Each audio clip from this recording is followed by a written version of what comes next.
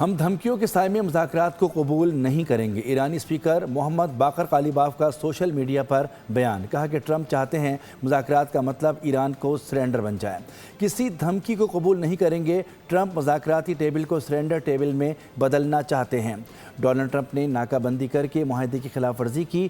2 ہفتوں میں میدان جنگ میں نئے اقدامات سامنے لانے کی تیاری کر لی ہے۔ ہم دھمکیوں کے سائے میں مذاکرات کو قبول نہیں کریں گے۔ ایرانی اسپیکر محمد باقر قالیباف کا سوشل میڈیا پر بیان۔ کہا کہ ٹرمپ چاہتے ہیں مذاکرات کا مطلب ایران کو سرنڈر بن جائے۔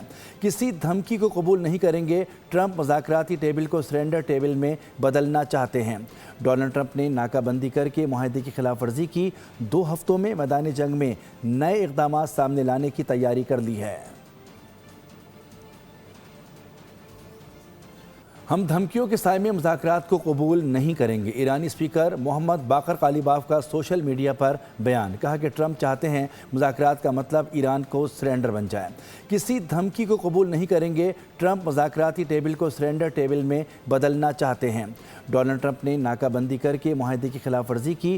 2 ہفتوں میں میدان جنگ میں نئے اقدامات سامنے لانے کی تیاری کر لی ہے۔